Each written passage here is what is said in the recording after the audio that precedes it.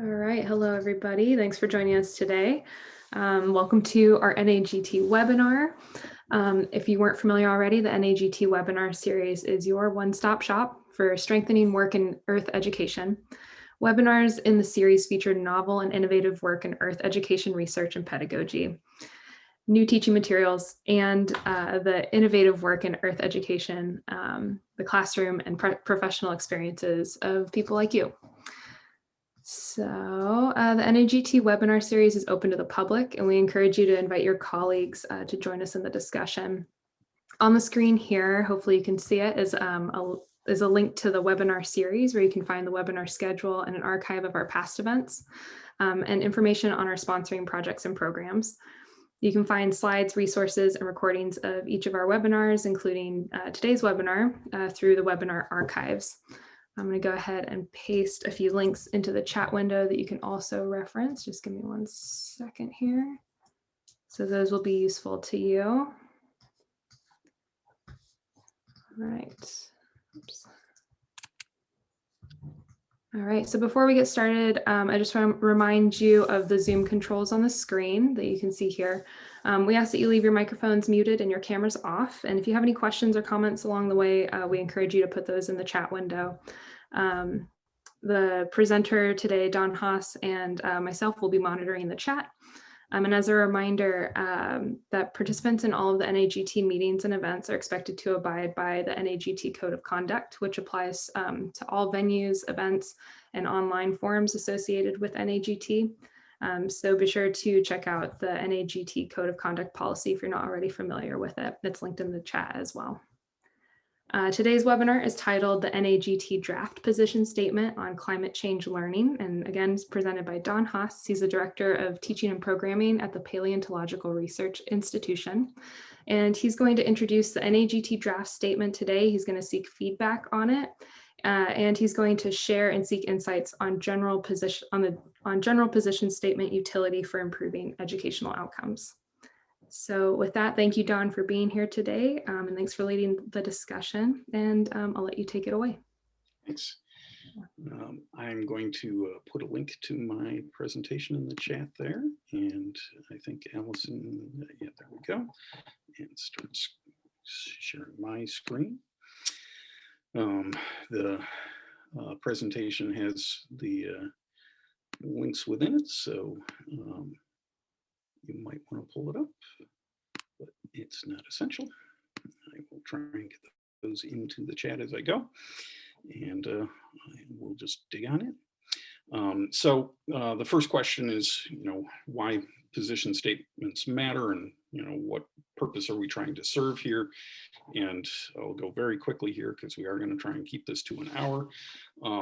So they clearly articulate the profession's position on the statement or on important matters and the professional organizations, and it defines professional obligations, and it supports and an aspect of that is that it gives cover to members in the meeting of their professional obligations. So if an educator gets flack about doing something that's related and in support of position statement, they can point to the position statement and say, this is my professional obligation, and it's spelled out here. And there are, of course, some other reasons you can come up with as well. The currently active position statement on climate change was adopted in 2009. And so we're overdue for an update. The content of that statement holds up actually fairly well, but the references are pretty dated. So it was time to amp it up a little bit and refresh. And I'll point out there are some related resources on climate position statements, and NSTA has a different format for their position statements. It's somewhat longer than the 1 page of position statement with 1 page of recommendations that we're using in NAGT. It's so there's a longer statement and an appendix that goes with the NSTA one. And I was on the committee that wrote that, and you can find it there. I have also put together a Google Doc with resources to related to teaching climate change across the discipline, and that includes position statements from a number of different professional organizations, and including some that might surprise you, like the National Council of Teachers of English released a statement, I think in 2018, on teaching climate change in the English classroom, and they also published a book in support of that. And you'll find that there's actually content from the professional organization for driver's education and for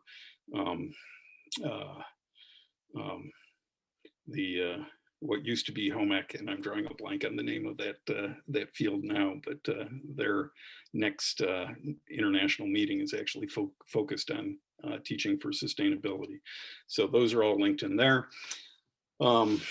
Last year, Eric Pyle and I authored a chapter that is about, that's in Joe Henderson and Andrea Drew's book, Teaching Climate Change in the United States, called Working the Professional Organizations, that talks about some of the related work that NAGT and NSTA are doing, with some mention of other folks there, and the Clean Network, which partners with NAGT and CERC for providing climate literacy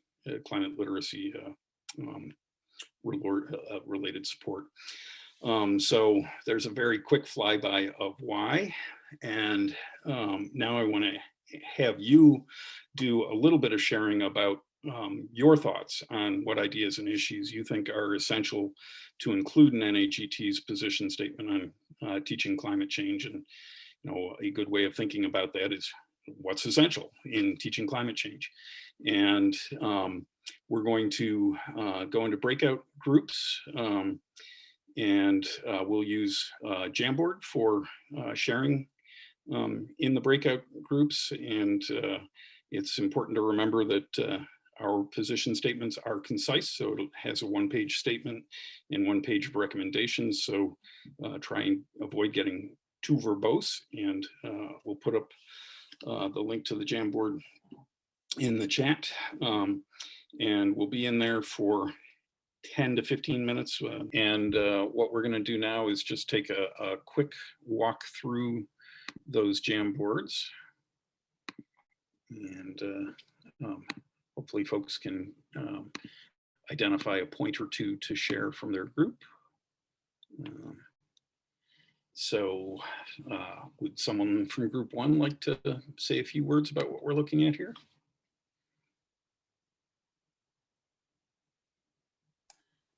I was in group one, I can say something. So I think we were kind of overwhelmed at the thought of how do you narrow this down, because everything is important to teach. We try to clump things together into categories. So looking at just the process of science and teaching about climate change in context, not just across the sciences, but also across the other disciplines. Don, you had mentioned like the English teachers talking about connections to climate and sustainability and such. And we also kind of had some Post-it notes that were grouped around thinking about interdisciplinary in terms of looking at the political systems as well, looking at environmental justice, social justice, climate justice, bringing in those themes and really emphasizing solutions, because this can be an emotional journey for students in talking about climate science as well. So making sure that we are optimistic and hopeful and empowering them to feel that when we teach about climate change, that they can make a contribution to it. But then also realizing that our students operate in different spaces and places than we have as scientists in the way we've been trained. So in terms of spatial and temporal scales and how that connects to what's going on with climate, our perceptions are different than what our students have. So making sure we kind of put that context into place too when we're talking about what's going on with climate change. So those are our brief and quick Great. snapshots. That was Yeah, a very comprehensive list. Congratulations. yes.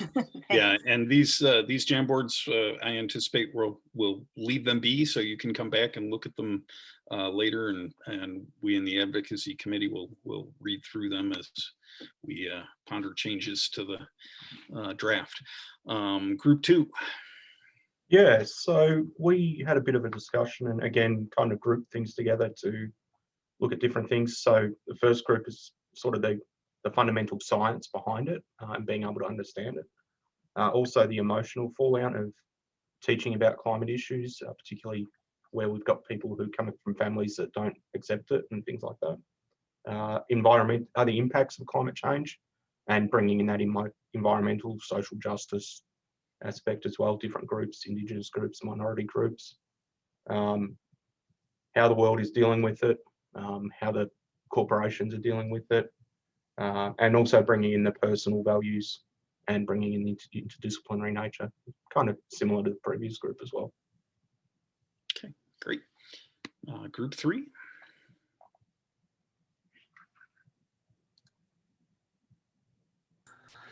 I can go here. So, I mean, we talked mostly about, I think our big sticky in the middle there is that the climate is changing. We want to focus on the climate is changing now, and really conditions are continuing to get worse and more complicated, and that any action on these things is going to get more expensive through time.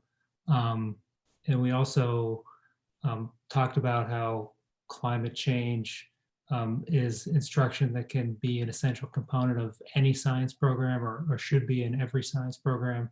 And it can be part of a lot of STEAM-based education. And that this is really a cross-cutting societal issue that can show up in a lot of places and be a good case study for a lot of future work. And that people should be discussing the emotional components related to a change in climate and how it is directly affecting specific people or specifically historically underrepresented groups. Let's see if there's anything else we touched on. Yeah, and then just highlighting the need to talk about the complexity of climate change, and that it's a complex set of solutions, and really working at talking about solutions and mitigation approaches. That's it. Okay, great. And group 4, which is the one I was in, but I'm going to let somebody else speak.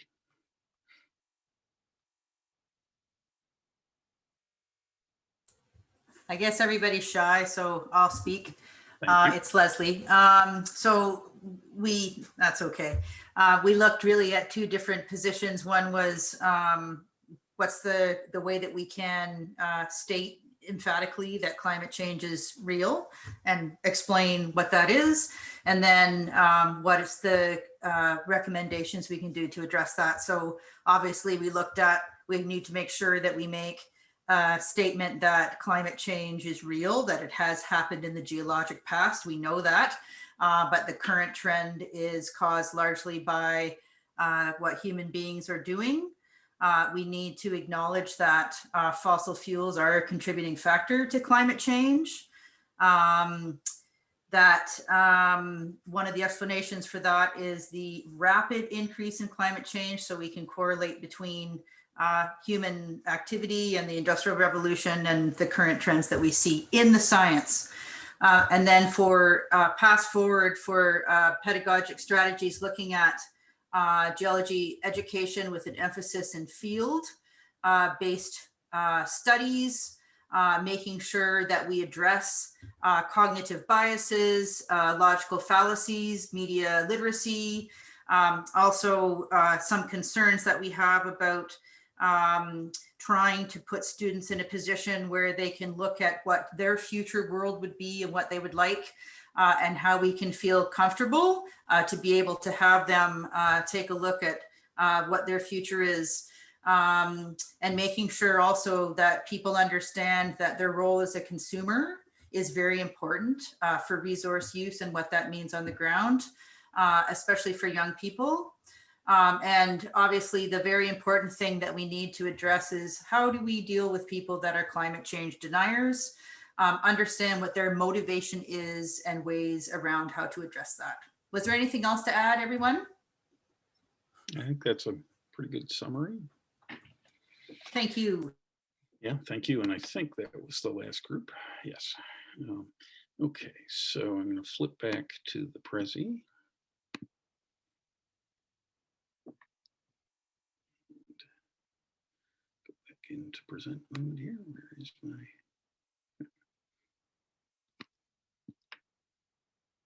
Apologies, I'm squinting and so forth. Okay. So what did we actually put in the draft? I didn't actually really need to go back to the Prezi to do this, but there is the link to the draft. And I'm going to escape from the Prezi, having been in there for all of 3 seconds, and flip over to the draft that we have. And I'll note from the discussion, I already know one change that we need to make, and that's to include more attention to social and emotional issues. So the structure of position statements are a couple of paragraphs of position statement, a couple of paragraphs of rationale, and then a footer with about NAGT. And so 1 page essentially of position statement, and then 1 page of recommendations. So just taking a look at what's here, I think I'll be quiet for a moment and let you read the first 2 paragraphs, and then we'll talk about that a little bit. And we'll take a few minutes on each section and share our thoughts. So I'm going to be quiet.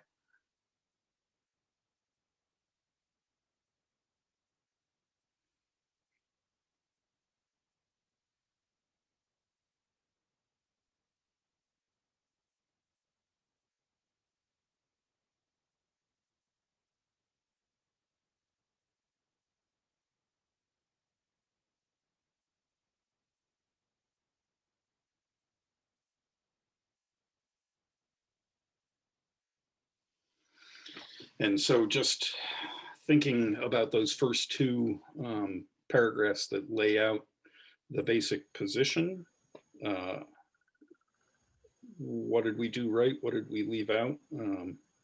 What did we include that we didn't need to include? And we're a small enough group that I think folks can just unmute themselves and use the raise hand option within Zoom so that we can call on folks as they share ideas.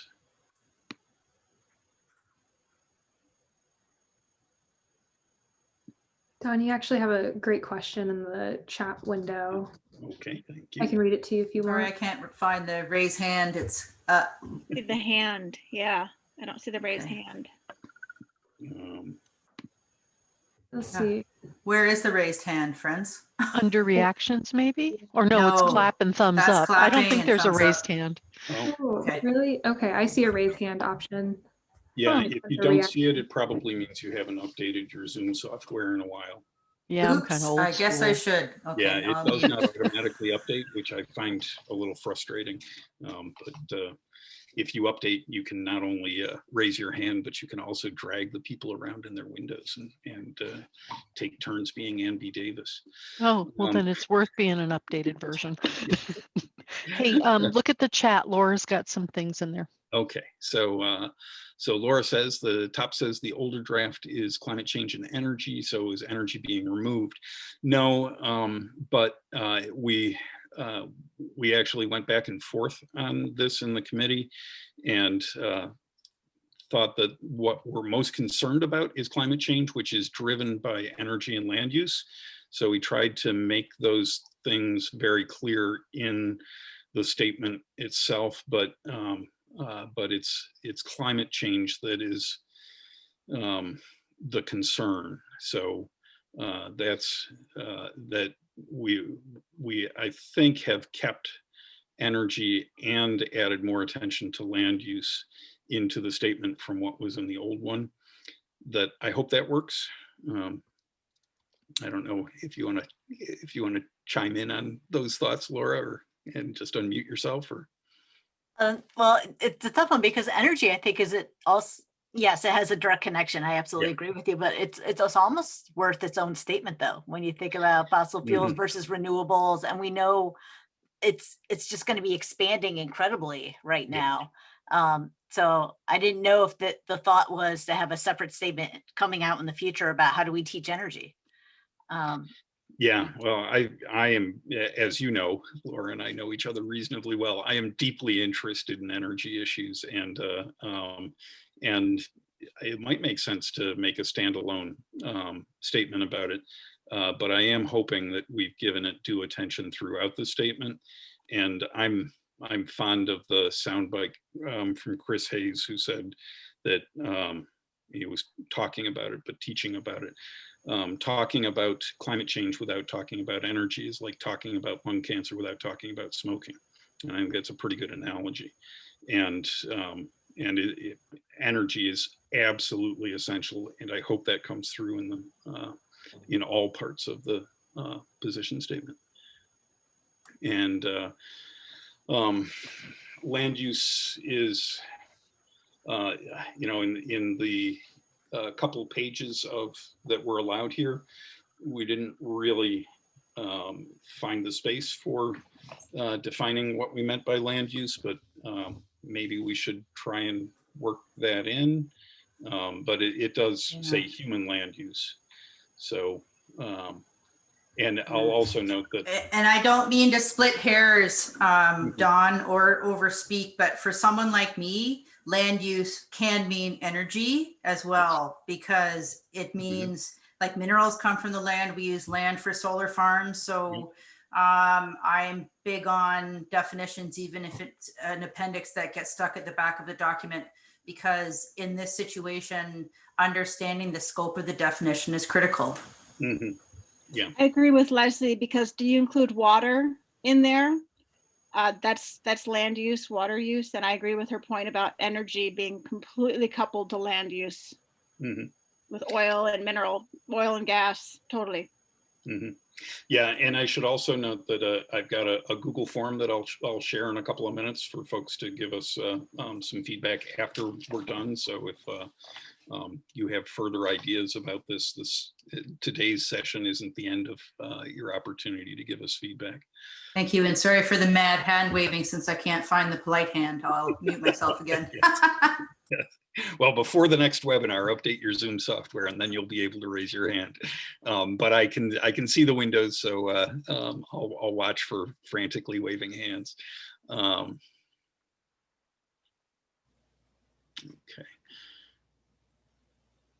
And I'm reading through the climates. Or the comments, rather, the climates. Huh. Yeah, and I also think that the idea of not relegating climate change to learning earth science is essential, and I hope that comes through in the statement.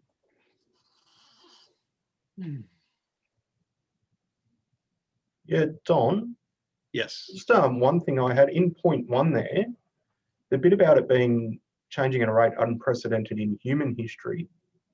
I would have thought as a geology group, we can probably go a little bit beyond that, because otherwise we're going to pretty quickly get people go, what about the Cretaceous? What about? Yes. Yeah, I think we probably need something more like Earth's history or geologic history, something further than human history, because a whole. Yeah, and one of my favorite points is that climate change deniers note that climate has changed throughout all of Earth history, but they typically do not know, and many of us do not think about the fact that for 90% of Earth history, there was essentially no fire.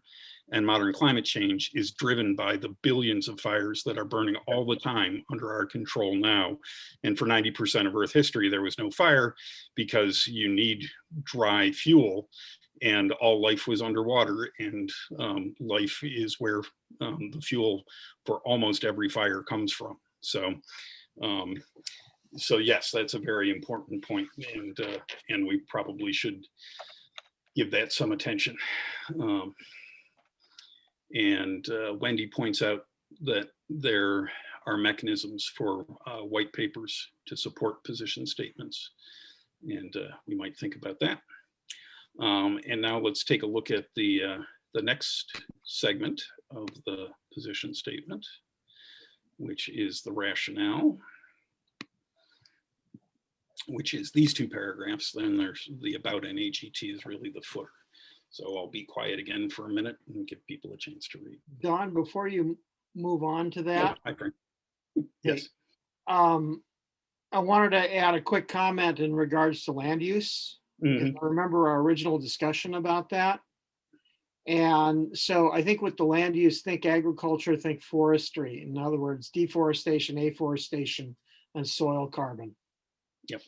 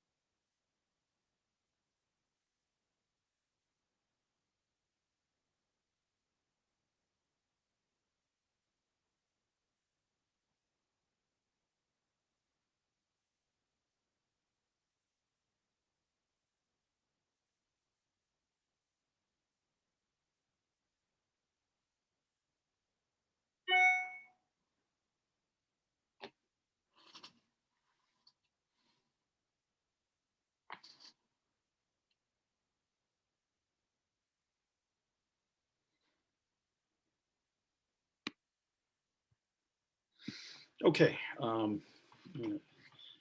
Thoughts on this piece?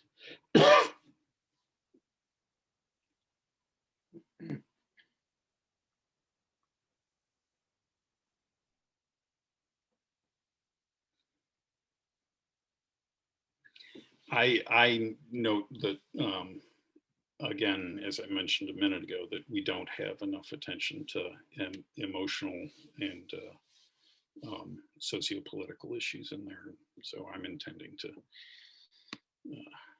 push for those changes with the group. Let's take a look at the recommendations. And again, I'll be quiet and let you read.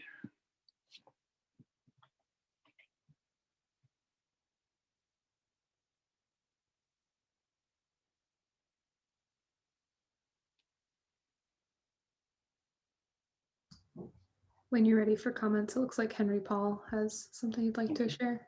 Thank you.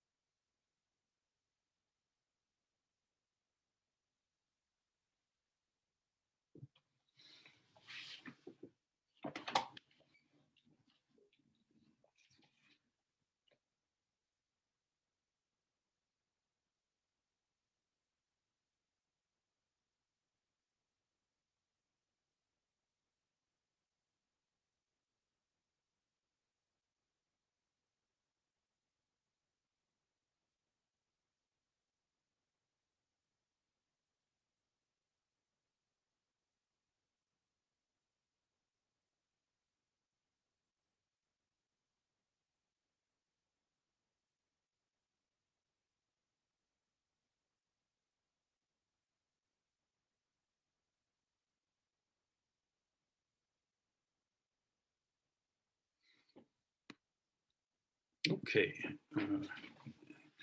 Henry Paul, I believe, was first. Could you come a little back higher? Mhm. Your page. Oh, not too much. Down a little more. Up, up, up, up, up. Up again. A little more, yeah. More. Well, we're getting to the bottom of the document. Ah, okay, so I missed it. Sorry. Go higher then. Sorry about that. That's okay. And then, sequestered. Where is this? Okay, I got it. About the rationale of the second line. Mhm.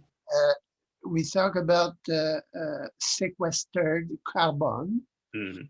but I have seen this week a report on the some new technology to take the carbon in the air and to sequester this carbon in the ground.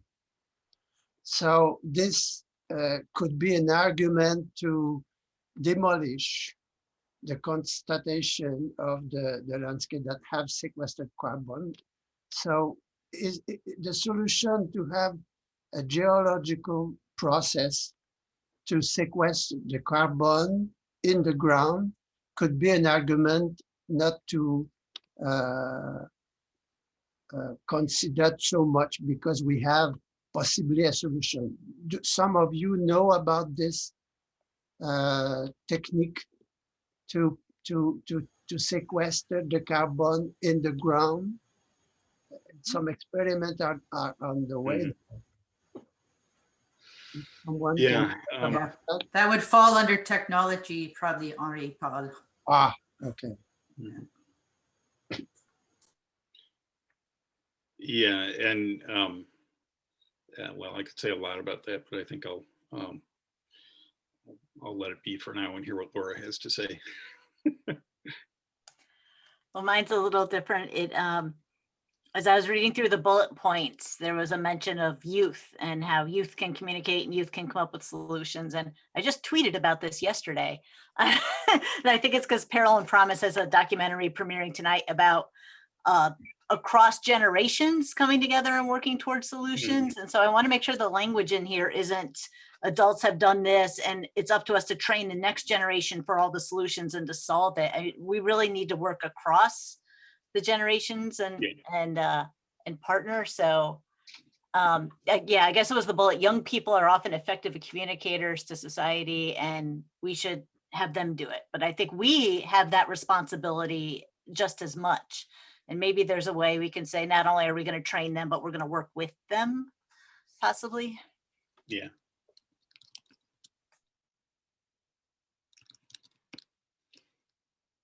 Yeah, and again, I will share a form that has essentially open comments for each of the three sections, and I'll share that momentarily.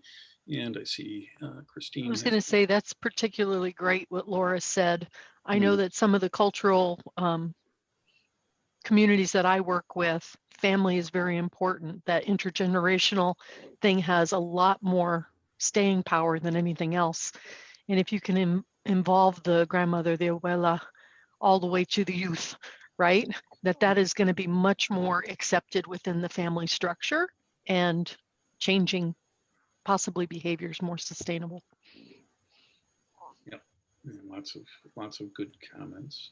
I have a quick question about the scope, and this is relating to marginalized and underserved communities. Is the scope for this document, are you thinking just about teaching about climate change in the United States, or is the thought that this would be looking at global climate challenges? And I don't mean to be broadening things if that's not necessary, just for clarification. Yeah, well, I think, and Catherine is the chair of, is Catherine still on? Yes, Catherine's the chair of the committee, but I think the Advocacy Committee started with the idea of US climate change, and I think it's a global problem that needs attention to global issues, but I'm not quite sure how we want to deal with that. So I don't know. Do you want to say? I can very briefly just say, you know, this is meant to be a resource for NAGT members who want to be advocates. And so you could use this with your elected representatives, for example. the membership of NAGT is predominantly, like vastly predominantly United States residents. And so, you know, it would be great if our membership expanded to an international audience, but I think it's probably appropriate to imagine that this is US centered in the US educational system and perhaps the Canadian educational system. If there are things in here that you think obviously would not apply to an international audience, we should highlight those, but I don't think we need to tweak it to address, you know, how climate change might be taught on a completely different continent in a different educational system. Mm. Yeah, and yes, and I think it will likely have utility for people in other countries, but it's really written for the US context. Could you tell me, I am from Montreal, so I don't know the reality in States, how many young people in percentage at school are who received information about all those geological phenomena? Is there some, do you have an idea how many people are informed about these things at school? Not as many as we'd like. Not as many as we'd like, yeah. I know. Yeah, and is it 10, 5%? Because if yeah. addressed to 5% of the population, it's not a surprise if people does not understand the phenomena. Yeah, the majority of Americans, of American high school students and adult Americans do not get a high school geoscience course. So for most Americans, the formal attention to geoscience education ends by 8th grade. I happen to live in New York State, which is really the only state with a long history of high school earth science education. We have about 25%, I believe, of the high school science teachers, high school earth science teachers in the country are in New York State. We do not have 25% of the population. So, so for most Americans, it is, they're done by 8th grade. Which is sort of the same in Canada, just to make everyone feel great. There we go. Probably, misery loves company, right? What is it with this continent? Yeah, indeed. So we have to have in mind that when we are hoping people will understand all these phenomena that we are talking maybe to as maybe at 30 to 10 or 15% of the population we can reach. Yeah, yeah, we've got to do better, and we actually have position statements about a position statement about high school earth science that has not, which has been a position statement for a while, but has not really gotten So maybe traction. it could be some idea to try to find some other ways out of the environment of teaching to be able to address a larger community in the recommendation. Yeah, well, I believe that's in the statement, but I'm also cognizant of the time, and I want to make sure that I got to the point where I shared the form that looks like this, and let me copy it, copy the link for it from here, because I think it actually gives us a different link when I go to it. In some ways, thinking out of our box. Right, right. Yeah, and I'm at a museum, and I'm partly there because I used to be, I have traveled broadly in the educational system, and I've chosen to end up on the informal side of the educational system with fingers in other pieces of it, in large part because the most serious problems that society faces which I regard climate change as being very, very close to the top of that list, are hugely interdisciplinary, which doesn't fit with the structure of school, and a problem that if we wait for it to filter up from fixing K-16 education, we're all going to die. To put it cheerfully. So that's part of the reason that I'm an informal educator, is because I want to work with a broader segment of the population than is in schools. So this form that I just put the link for in the chat is very simple and pretty open-ended for most of it. Just provide us comments on each chunk of the statement, and if you want follow-up, make sure to include your email in the other comments section, which I should edit that stem so that you can do that. But it's 3 o'clock and I believe we were scheduled for an hour. I am game to stick around and talk longer with anyone who wants to stick around and chat, assuming that Allison can allow us to stick around anyway. The sun has moved from a little bit of sun blindness there, so now I'm behind the tree from the sun, so not so blinded. Yeah, and we can send that to anyone who registered for the session today, I believe. Right, Allison? I think we can do that. Yeah. And I'm happy to stick around for a few more minutes if people want to continue the conversation. So anything else that we should be thinking about that we missed in one way or another through these various bits?